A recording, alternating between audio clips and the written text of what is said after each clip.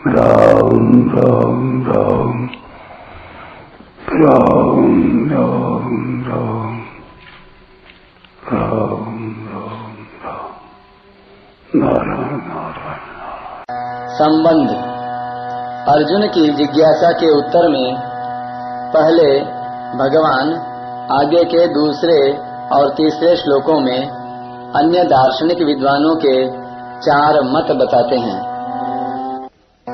श्री भगवान वाच काम्यानां कर्मणां न्यासं साम्यासं कवयो विदुः सर्वकर्मफलत्यागं प्राहुस्त्यागं विचक्षणाः त्याज्यं दोषवदेत्येके कर्म प्राहुर्मनीषिणाः यज्ञदान तपः कर्म न त्याज्यमिति चापरे। श्री भगवान बोले, कई विद्वान काम्य कर्मों के त्याग को संन्यास कहते हैं और कई विद्वान संपूर्ण कर्मों के फल के त्याग को त्याग कहते हैं। कई विद्वान कहते हैं कि कर्मों को दोष की तरह छोड़ देना चाहिए और कई विद्वान कहते हैं कि यज्ञ, दान और तप रूप कर्मों का त्याग नहीं करना चाहिए। व्याख्या। दार्शनिक विद्वानों के 4 मत हैं। काम्यानां कर्मणां न्यासम संन्यासम कवयो विदुः। कई विद्वान कहते हैं कि काम्य कर्मों के त्याग का नाम संन्यास है, अर्थात इष्ट की प्राप्ति और अनिष्ट की निवृत्ति के लिए जो कर्म किए जाते हैं उनका त्याग करने का नाम संन्यास है। सर्व कर्म फल त्यागम प्राहुस्त्यागम विचक्षणाः। कई विद्वान कहते हैं कि संपूर्ण कर्मों के फल की इच्छा का त्याग करने का नाम त्याग है, अर्थात फल न चाहकर कर्तव्य कर्मों को करते रहने का नाम त्याग है। त्याज्यम दोषवदेत्येके कर्म प्राहुर्मनीषिणः। कई विद्वान कहते हैं कि संपूर्ण कर्मों को दोष की तरह छोड़ देना चाहिए। दोषवत पद व्याकरण के वति और मतुप दोनों प्रत्ययों से बनता है, परंतु दोनों का अर्थ 2 तरह का होता है। वति प्रत्यय करने से दोषवत पद का अर्थ होता है कर्मों को दोष की तरह छोड़ देना चाहिए, और मतुप प्रत्यय करने से दोषवत पद का अर्थ होता है दोष वाले कर्म छोड़ देने चाहिए। परंतु यहाँ वति प्रत्यय का ही अर्थ लेना चाहिए, मतुप प्रत्यय का नहीं, क्योंकि मतुप प्रत्यय का अर्थ भगवान के मत के अनुसार है। सहजं कर्म कौन्तेय सदोषमपि न त्यजेत। दार्शनिकों के मत के अनुसार नहीं। दूसरा अंतर यह है कि वति प्रत्यय अव्यय बनकर क्रिया का विशेषण होता है और मतुप प्रत्यय कर्ता और कर्म का विशेषण बनता है।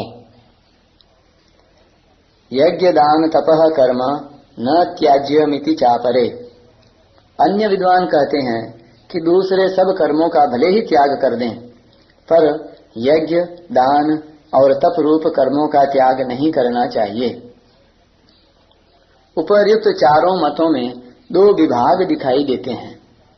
पहला और तीसरा मत संन्यास का यानी सांख्य योग का है, तथा दूसरा और चौथा मत त्याग का यानी कर्मयोग का है। इन 2 विभागों में भी थोड़ा थोड़ा अंतर है। पहले मत में केवल काम्य कर्मों का त्याग है और तीसरे मत में कर्म मात्र का त्याग है। ऐसे ही दूसरे मत में कर्मों के फल का त्याग है और चौथे मत में यज्ञ, दान और तप रूप कर्मों के त्याग का निषेध है। दार्शनिकों के उपर्युक्त 4 मतों में क्या क्या कमियां हैं और उनकी अपेक्षा भगवान के मत में क्या क्या विलक्षणताएं हैं, इसका विवेचन इस प्रकार है। काम्यानाम कर्मणाम न्यासम संन्यासम। संन्यास के इस पहले मत में केवल काम्य कर्मों का त्याग बताया गया है, परंतु इसके अलावा भी नित्य, नैमित्तिक आदि आवश्यक कर्तव्य कर्म बाकी रह जाते हैं। कर्म 5 प्रकार के होते हैं। नित्य कर्म, शास्त्र की आज्ञा के अनुसार प्रतिदिन जो आवश्यक दैनिक कर्म किए जाते हैं उनको नित्य कर्म कहते हैं, जैसे संध्या, गायत्री आदि।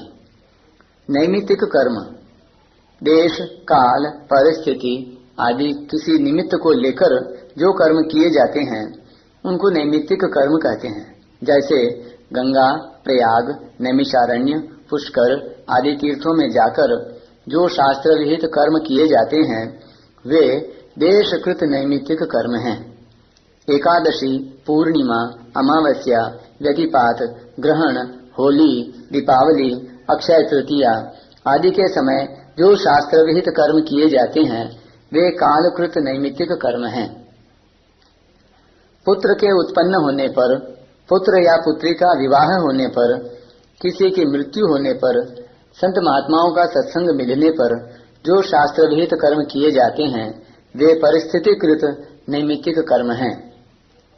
काम्य कर्म, हमारा मान सम्मान हो जाए, लोगों में हमारी प्रसिद्धि हो जाए, हमारा पुत्र हो जाए, हमें बहुत सा धन मिल जाए, हमारी मनचाही हो जाए आदि इष्ट की प्राप्ति के लिए, और हमारा रोग मिट जाए, आफत मिट जाए, कर्जा दूर हो जाए आदि अनिष्ट की निवृत्ति के लिए जो शास्त्रीय अनुष्ठान किए जाते हैं वे सब काम्य कर्म कहलाते हैं। प्रायश्चित्त कर्म, हमारे द्वारा बने हुए पापों को दूर करने के लिए जो कर्म किए जाते हैं वे सब प्रायश्चित्त कर्म कहलाते हैं। इसके 2 भेद हैं, विशेष प्रायश्चित और सामान्य प्रायश्चित।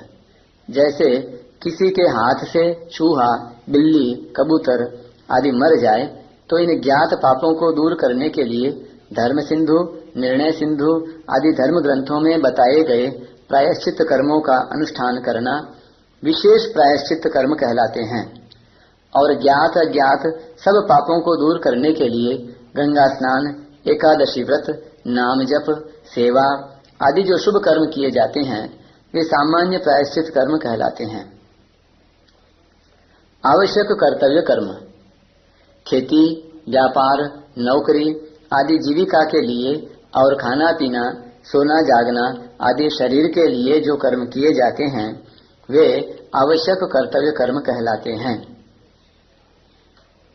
संन्यास के इस पहले मत में केवल काम्य कर्मों का त्याग बताया गया है, परंतु इसके अलावा भी नित्य, नैमित्तिक आदि आवश्यक कर्तव्य कर्म बाकी रह जाते हैं। अतः यह मत पूर्ण नहीं है, क्योंकि इसमें न तो कर्तृत्व का त्याग बताया है और न स्वरूप में स्थिति ही बताई है, परंतु भगवान के मत में कर्मों में कर्तृत्वाभिमान नहीं रहता और स्वरूप में स्थिति हो जाती है। जैसे इसी अध्याय के 17वें श्लोक में, जिसमें अहंकृत भाव नहीं है और जिसकी बुद्धि कर्मफल में लिप्त नहीं होती, ऐसा कहकर कर्तृत्वाभिमान का त्याग बताया है। और अगर वह संपूर्ण प्राणियों को मार दे तो भी न मारता है न बंधता है, ऐसा कहकर स्वरूप में स्थिति बताई है। त्याज्यम दोष वदेत्येके, संन्यास के इस दूसरे मत में सब कर्मों को दोष की तरह छोड़ने की बात है, परंतु संपूर्ण कर्मों का त्याग कोई कर ही नहीं सकता और कर्म मात्र का त्याग करने से जीवन निर्वाह भी नहीं हो सकता।